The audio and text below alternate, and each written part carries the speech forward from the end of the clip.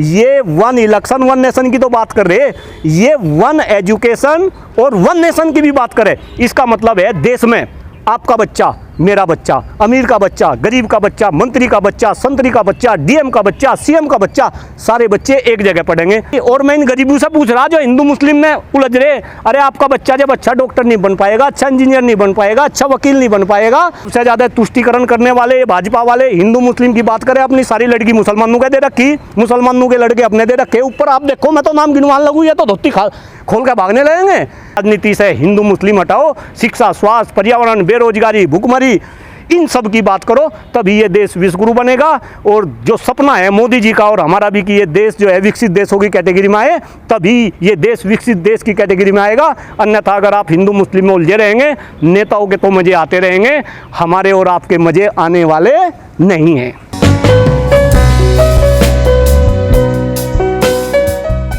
अंधभक्ति ये ज़्यादा दिन तक चलने वाली नहीं। और मैं तो बिल्कुल गंभीर रूप से बताता हूँ, अलग अलग प्लेटफॉर्म से मैं इस बात को कह रहा कि कभी डॉक्टर कुलदीप मलिक भी भाई सरकार का अंधभक्त था, मैं भी मोदी जी का अंधभक्त था, लेकिन धीरे धीरे मेरी सारी बात समझ आ रही। देश की राजनीति में आज चूँकि शिक्षक, आज जो है टीचर्स डे है और अभी हमने 5 सितंबर को शिक्षक दिवस भी मनाया। और मैं आपको एक बिल्कुल जो है गंभीर बात बता रहा, मेरे मीडिया में बहुत सारे लोग जानने वाले हैं।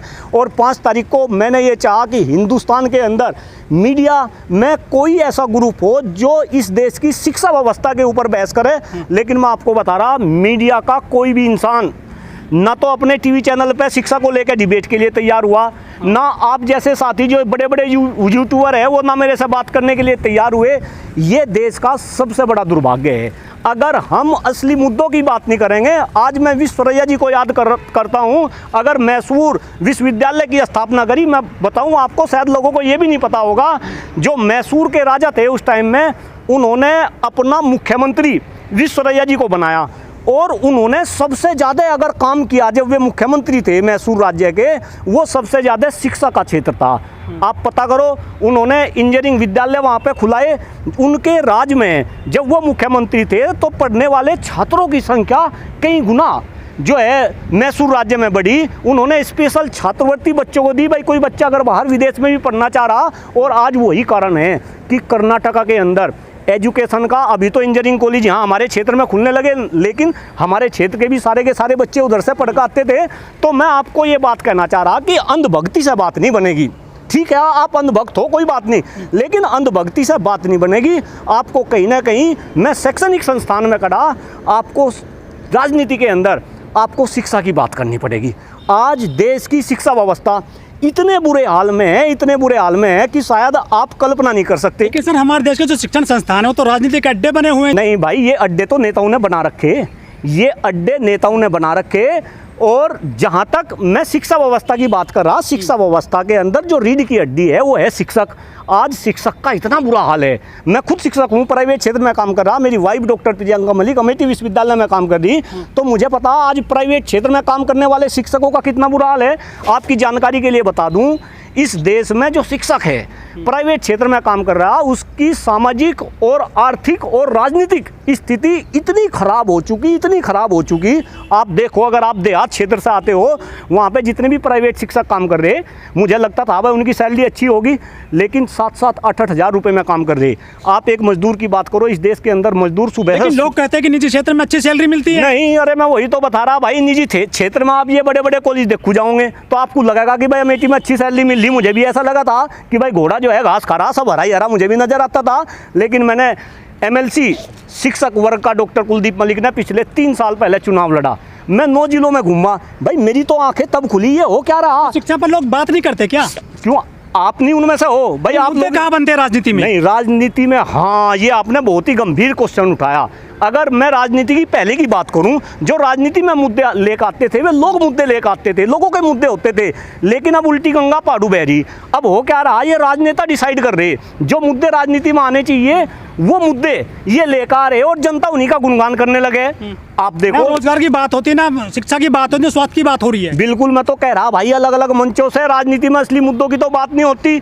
इस देश में बहुत ही गंभीर बात बता रहा, इस देश में आज सांस लेने के लिए हवा नहीं बच रही, पीने के लिए पानी नहीं बच रहा, रहा, खाने के लिए शुद्ध खाद्यान्न नहीं बच रहा, बच्चों के लिए अच्छी एजुकेशन व्यवस्था नहीं बच रही, युवाओं के लिए रोजगार नहीं बच रहा है, किसानों का इतना बुरा हाल, युवाओं का बुरा हाल। हिंदू मजबूत हो रहे हैं सर। बस हिंदू मुस्लिम और तुम लोग भी इसी के ऊपर जो है बात करना पसंद करो। अब हम बात कर रहे थे शिक्षा व्यवस्था की, आप भी से हिंदू मुस्लिम में ट्विस्ट लेके चले गए।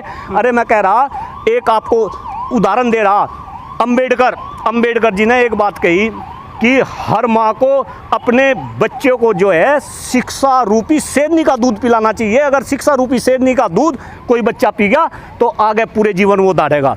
इसके बाद मैं नरसिंह मंडेला का आपको एग्जाम्पल दे रहा, कृपा करके हिंदुस्तान के सारे लोग सुने। डॉक्टर नरसिंह मंडेला जो साउथ अफ्रीका के राष्ट्रपति थे और जो नोबेल प्राइज़ विजेता थे, उन्होंने शिक्षा को लेकर एक बात कही कि अगर आपको किसी देश की तरक्की करनी तो देश के लोगों को शिक्षा दे दो, और अगर आपको देश को बर्बाद करना और लोगों को उलझाना तो देश के लोगों के अंदर धर्म की बात करने लगो। आज हिंदुस्तान में वही काम हो रहा। तो धर्म मजबूत ना करे मोदी सरकार। नहीं, अरे मैं कह रहा अगर देश मजबूत हो जाएगा तो ये सब कुछ मजबूत हो जाएगा। और अगर ये धर्म को पहले है सर, देश बाद में। अरे राष्ट्र सर्वोपरि है, राष्ट्र सर्वोपरि है। इस देश में सबसे बड़ी भक्ति देशभक्ति, राष्ट्रभक्ति। इस देश का सबसे बड़ा धर्म देश धर्म, राष्ट्र धर्म। आप क्या बात कर रहे हैं? और ये आपको समझना चाहिए, अगर ये देश बचेगा तभी इस देश का धर्म बचेगा। और मैं तो कह रहा, ये बीजेपी वाले और मोदी जी गंभीरता से सुने लोग, ये हिंदुत्व पे ही काम कर ले। अगर इन्हें हिंदुत्व पे भी काम करना, इन्हें मुस्लिम के लिए भी काम करना, सिख के लिए भी काम करना, ईसाई के लिए भी काम करना, तो मैं तो ये कह रहा कि भाई ये दो काम कर दे इस देश में। और ये आपके चैनल के माध्यम से हिंदुस्तान के लोग भी समझे। एक तो इस देश में देश की जनसंख्या को कंट्रोल करने के लिए जनसंख्या नियंत्रण कानून बना दे, क्योंकि देश की जनसंख्या सबसे बड़ी समस्या है। मोदी जी ने भी 1920 में लाल किले के प्राचीर से ये बात कही थी, और फिर ऐसा लगा कि मोदी जी जनसंख्या नियंत्रण कानून बनाएंगे, लेकिन अब मोदी जी बदल गए। इस बार जो मोदी जी ने लाल किले से भाषण दिया, उन्होंने जनसंख्या पर गर्व फील किया कि हमने चाइना को पछाड़ के हम नंबर 1 हो गए। तो ये मोदी जी ने पलटी मारी। तो एक तो मोदी जी जनसंख्या नियंत्रण कानून बना रहे, दूसरा इस देश में सम शिक्षा व्यवस्था कर दे। सम शिक्षा व्यवस्था का मतलब है वन नेशन। एग्जैक्टली, बिल्कुल सही समझे आप। ये वन इलेक्शन वन नेशन की तो बात कर रहे, ये वन एजुकेशन और वन नेशन की भी बात करे। इसका मतलब है देश में आपका बच्चा, मेरा बच्चा, अमीर का बच्चा, गरीब का बच्चा, मंत्री का बच्चा, संतरी का बच्चा, डीएम का बच्चा, सीएम का बच्चा, सारे बच्चे एक जगह पढ़ेंगे। प्रतिभा के दम पे वे आगे निकलेंगे। अब हो क्या रहा, मैं अपना एग्जाम्पल दे रहा, मैंने अपने बच्चे को बेनिथ यूनिवर्सिटी में पढ़ा दिया, 4 लाख रुपए फीस दे रहा। अगर कोई गरीब का बच्चा है, क्या उसका बच्चा बेनिथ यूनिवर्सिटी में नहीं जाना चाहिए? ये बात देश के लोगों को समझनी चाहिए। पैसों के दम पे प्रतिभाएं आगे ना बढ़े, जो बच्चे आगे ना बढ़े, जो प्रतिभा है प्रतिभा के दम पे बच्चे आगे बढ़े। आज श्रीमान जी आपको बता दूं, आप भी मोदी मोदी चिल्ला रहे, इस देश में पिछले 10 साल में जो बड़े बड़े संस्थान थे, शैक्षणिक संस्थान, उनकी फीस 4 गुना बढ़ी। मेरे बराबर में शारदा यूनिवर्सिटी है, कल 2 बच्चे पेड़ लगा रहे थे, MBBS कर रहे। मैं उनसे पूछने लगा कि बेटा आपकी कितनी फ़ीस है? एक बच्चा था, एक बच्ची थी। उन्होंने बताया सर जो पूरे कोर्स की फ़ीस 78 लाख रुपए। फिर मेरा थोड़ा दिमाग हुआ, मैं पूछने लगा भाई मैनेजमेंट कोटे पे कितना पैसा? तो आपको बताऊं 1.5 करोड़ रुपया लगता है। तो गरीब डॉक्टर बन पाएगा क्या? तो मैं ये आपसे पूछ रहा भाई, और मैं इन गरीबों से पूछ रहा जो हिंदू मुस्लिम में उलझ रहे। अरे आपका बच्चा जब अच्छा डॉक्टर नहीं बन पाएगा, अच्छा इंजीनियर नहीं बन पाएगा, अच्छा वकील नहीं बन पाएगा, तो भाई बस शोभा यात्राओं में जाएगा, शोभा यात्राओं में जाएगा, और आपको 5 किलो अनाज मिलेगा, 1 किलो आपका तेल मिलेगा, और आप जय सिया राम, जय हनुमान और अल्लाह अकबर के नारे लगाते रहेंगे, और आप बर्बाद होते रहेंगे। और अगर आप बर्बाद होते रहे तो ये देश बर्बाद होता रहेगा। और मोदी जी ने तो कह रखा कि हम तो झोला ठा के निकल लेंगे। फिर ये क्या करेंगे? देखिए भाई, मोदी जी ने क्या कहा था। मोदी जी ने तो ये भी कहा था कि वे किसी रेलवे स्टेशन पे जो है चाय बेचते थे, लेकिन उसकी भी R&D होगी सबके सामने है कि जिस टाइम पे मोदी जी की चाय बेचने का समय था, उस टाइम पे वो रेलवे स्टेशन था ही नहीं। तो अब मोदी जी ने क्या कहा या मोदी जी क्या कह रहे हैं, मैं बिल्कुल गंभीरता से बता दूं। अब देश की जनता उनकी बात पे विश्वास नहीं करती। 2014 में जब मोदी जी आए थे केंद्र में, उससे पहले मोदी जी जो कहते थे, डॉक्टर कुलदीप मलिक भी उनकी बात पे विश्वास करता था। मोदी जी कहते थे, आप भी भक्त थे उनके? मैं बिल्कुल भाई, मैं भी अंधा भक्त था। मोदी जी कहते थे मैं 100 दिन में काला धन वापस ले आऊँगा। मोदी जी कहते थे मैं 2 करोड़ युवाओं को रोजगार दे दूंगा। मोदी जी कहते थे मैं मैं गंगा को निर्मल एवं पवित्र कर दूंगा। मोदी जी कहते हैं हम इस देश में जनसंख्या नियंत्रण कानून बना देंगे, सम शिक्षा व्यवस्था देश में ला देंगे। मोदी जी कहते हैं हम किसानों की आमदनी जो है दुगनी कर देंगे। मोदी जी कहते हैं हम इस देश की अर्थव्यवस्था को $5 ट्रिलियन बना देंगे। मोदी जी कहते हैं कि हम रुपये को डॉलर के मुकाबले मजबूत कर देंगे। अरे भाई कितनी बात मोदी जी कहते हैं, अगर गिनवाना शुरू कर दूँ तो 2 घंटे लग जाएंगे। तो डॉक्टर कुलदीप मलिक उनकी बात के ऊपर विश्वास करता था और डॉक्टर कुलदीप मलिक को ऐसा लगता था कि मोदी जी आएंगे, भाजपा की सरकार आएंगी और केवल ये सरकार का परिवर्तन नहीं होगा, इस देश की व्यवस्था का भी परिवर्तन होगा। लेकिन आप भी गंभीर पत्रकार है, सीरियस मीडिया बंधु है जो इस मुद्दे पर बात कर रहे, लेकिन क्या ऐसा हुआ? ढाक के वही बात, तब भी हम हिंदू मुस्लिम में उलझ रहे थे और आज भी हम हिंदू मुस्लिम में उलझ रहे। और बस एक बात कह के अपनी वाणी को विराम दे रहा, जब मोदी जी आए 2014 में तो मोदी जी ने देश के लोगों से वादा किया था कि हर साल मैं अपना रिपोर्ट कार्ड दूंगा।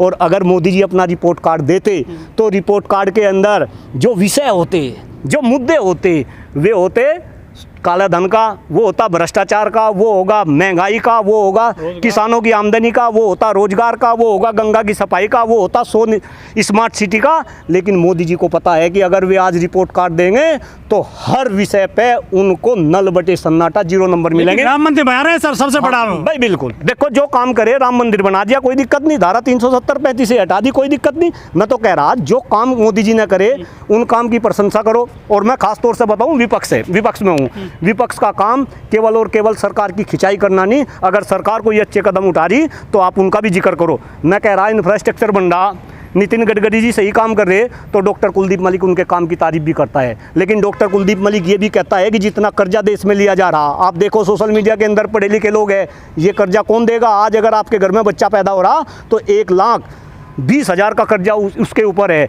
तो ये मोदी जी और गडकरी जी अपनी जेब से पैसा नहीं निकाल रहे, हमारा ही पैसा, हमारे से ही पैसा लूट रहे और ये इंफ्रास्ट्रक्चर बना रहे। पर कोई बात नहीं, तारीफ करो, जितनी तीव्र गति से इंफ्रास्ट्रक्चर बन रहे उसकी आप तारीफ करो, जहाँ तारीफ करनी चाहिए तारीफ करो, लेकिन इतने अंधभक्त भी तो नहीं बनो। मैं तो कह रहा, लोगों को बता रहा, अगर अमेरिका के अंदर चुनाव में बराक ओबामा जी राष्ट्रपति बने तो वहाँ पर काले धन का मुद्दा था कि भाई बराक ओबामा ने ये कहा था कि मैं काला धन वापस ले आऊँगा। और मैं आपको बताऊं कि अमेरिका के इतिहास में काले राष्ट्रपति बनने का उन्होंने रिकॉर्ड बनाया था। 15% है काले लोग अमेरिका में वो राष्ट्रपति बने काले धन के मुद्दे पे, और यहाँ हमने मोदी जी को प्रधानमंत्री बनवाया काले धन के मुद्दे पे। अब ओबामा ने 15 दिन के अंदर जितने भी लोग थे, भले ही वो उनकी पार्टी के थे या दूसरी पार्टी के थे, सारा काला धन वापस आ गया। जब अमेरिका में आ गया, हिंदुस्तान में क्यों नहीं आ सकता? क्योंकि हम हिंदुस्तान के लोग मूर्ख हैं, हम धूर्त हैं, हम जागरूक नहीं हैं, हमें चीज़ों का नहीं पता, हमें ये हिंदू मुस्लिम में उलझा ले। अदरवाइज आज मोदी जी और जितने भी इनके लोग हैं सबसे पूछा भाई यूँ काला धन क्यों नहीं आया, महंगाई कम क्यों नहीं हुई, भ्रष्टाचार पर रोक क्यों नहीं लगी? अब ये भ्रष्टाचार की बात कर रहे, ये परिवारवाद की बात कर रहे, तुष्टिकरण की बात कर रहे। सबसे ज़्यादा भ्रष्टाचारी भारतीय जनता पार्टी, सबसे ज़्यादा वंशवादी एक के नाम गिनवाने लगूँ भाजपा वाले, सबसे ज़्यादा तुष्टिकरण करने वाले भाजपा वाले। हिंदू मुस्लिम की बात करें, अपनी सारी लड़की मुसलमानों के दे रखी, मुसलमानों के लड़के अपने दे रखे। ऊपर आप देखो, मैं तो नाम गिनवाने लगूँ ये तो धोती खोल के भागने लगेंगे। लेकिन मैं इन बात को समझ रहा, सारी बात कैमरे पे कहने की नहीं होती। हिंदुस्तान की जनता इस बात को समझे और बस एक ही निवेदन है आज इंजीनियर्स डे पे कि राजनीति से हिंदू मुस्लिम हटाओ, शिक्षा, स्वास्थ्य, पर्यावरण, बेरोजगारी, भुखमरी, इन सब की बात करो, तभी ये देश विश्वगुरु बनेगा। और जो सपना है मोदी जी का और हमारा भी कि ये देश जो है विकसित देशों की कैटेगरी में आए, तभी ये देश विकसित देश की कैटेगरी में आएगा। अन्यथा अगर आप हिंदू मुस्लिम में उलझे रहेंगे, नेताओं के तो मज़े आते रहेंगे, हमारे और आपके मज़े आने वाले नहीं हैं। कि अगर इस देश को बढ़ाना है और ये देश अगर आगे बढ़ा तो कहीं ना कहीं उसमें इंजीनियर्स का, उसमें तकनीक का एक अहम योगदान रहा। और आज का जो इंजीनियर्स डे है वो विश्वेश्वरैया जी की आज जो है जन्म तिथि है, उनकी जन्म तिथि के उपलक्ष्य में ये मनाया जा रहा। और मैं सभी से निवेदन करता हूँ कि एक ऐसे महान इंसान, एक ऐसे इंजीनियर जिन्होंने अपनी इंजीनियरिंग द्वारा जो मानव है उसकी लाइफ को कितना सरल बनाया, कितना सगुण बनाया, और वो किस प्रकार के ह्यूमन बीइंग रहे। अगर मैं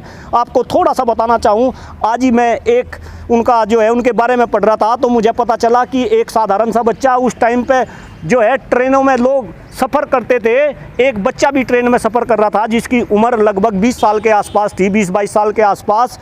अचानक उसने जो है ट्रेन की चैन खींच दी और उस ट्रेन में ज़्यादातर अंग्रेज थे, भारतीय तो बहुत कम थे। और उनमें वो बच्चा जो चैन खींचने वाला था, बिल्कुल सांवले कलर का बच्चा, और जो है गठीला उसका बदन, और बिल्कुल शांत स्वभाव से बैठा था। जैसे ही उसने चैन खींची तो भाई ट्रेन रुक गई।